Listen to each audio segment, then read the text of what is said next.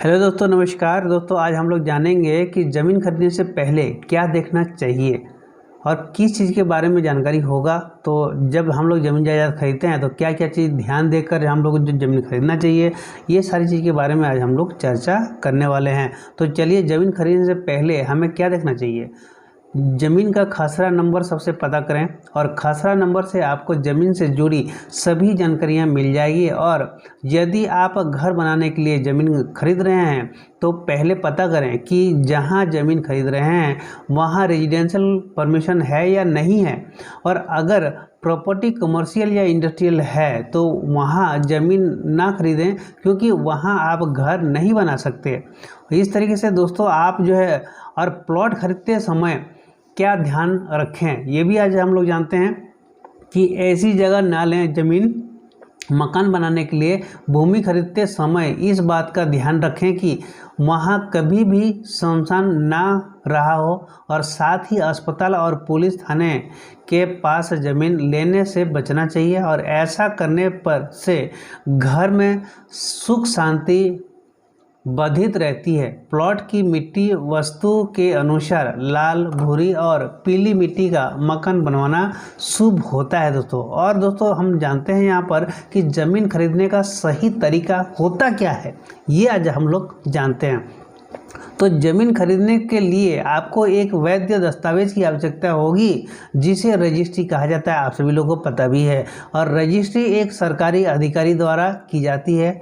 और ज़मीन खरीदने के लिए आपको स्टाम्प शुल्क और अन्य करों का भुगतान भी करना होगा।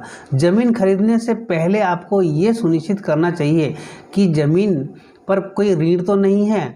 तो ये सब चीज़ जानकारी लेना काफ़ी ज़्यादा महत्वपूर्ण चीज़ें होती है। और ज़मीन बेचने पर भी रोक कैसे लगाएं, तो ये भी आज हम लोग जानते हैं। क्योंकि कई बार क्या होता है कि अगर जब किसी ज़मीन को हम लोग खरीद रहे हैं तो अगर कुछ ऐसा चीज़ हो तो कोई अगर बेच रहा है तो उस जगह पे हम उस ज़मीन को स्टे ऑर्डर कैसे लगाएं, यानी कि उसको रोकें कैसे।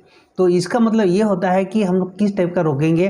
तो ये जानते हैं कि सिविल कोर्ट प्रॉपर्टी को नुकसान, प्रोबेट मुद्दों, पारिवारिक समस्याएं, तलाक, मकान मालिक और किराएदार संबंधी विवाद आदि इस तरह के मामलों का निपटारा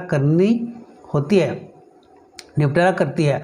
जो हिस्सेदार संपत्ति बेचने से रोकना चाहते हैं उन्हें अपने एरिया के सिविल कोर्ट में बंटवारे का एक दीवानी मुकदमा सिविल सूट दायर करना होगा, तब जाके आप लोग उसको रोक सकते हैं। और कौन सा प्लॉट नंबर अच्छा रहता है, तो बता दूं कि जैसे मान लीजिए आप कोई भी कॉलोनी के अंदर आप घर मकान बनाना चाह रहे हैं तो प्लॉट काट करके जो कॉलोनी और बिल्डर लोग बेचते हैं तो उसमें से कौन सा प्लॉट अगर आपको किस नंबर का प्लॉट अगर लेते हैं तो ये शुभ माना जाता है। तो ये भी आज हम लोग जानते हैं।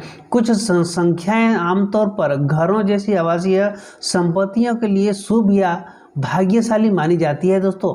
और अंक ज्योतिष में 3 नंबर, 6 नंबर, 8, 9, 11 और मकान संख्या 38 जैसे अंक निवासियों के लिए सकारात्मक ऊर्जा और सौभाग्य लाने वाले माने जाते हैं।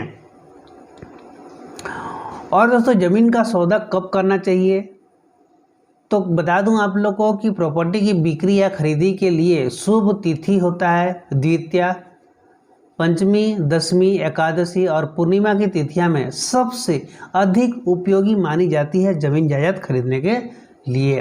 तो चलिए, आज हम लोग ये सारी चीज़ की जानकारी मिली हम लोग को। आज का ये जानकारी आप लोगों को कैसा लगा जरूर कमेंट में बताइएगा। साथ में चैनल में नए हैं तो इस चैनल को सब्सक्राइब करके रख रहे हैं ताकि आने वाले टाइम में आप लोग को ज़मीन से रिलेटेड और भी बहुत सारा वीडियो मिलने वाला है। इसलिए दोस्तों आज का ये जानकारी आप लोग को कैसा लगा जरूर कमेंट में बताइएगा। साथ में चैनल में नए हैं तो इस चैनल को सब्सक्राइब करके रखें ताकि आने वाले टाइम में आप लोग को ज़मीन से रिलेटेड और भी बहुत सारा वीडियो मिलने वाला है। दोस्तों आज के लिए इतना ही, फिर मिलते हैं नई वीडियो के साथ। तब तक के लिए आप सभी को मेरा तहे दिल से नमस्कार।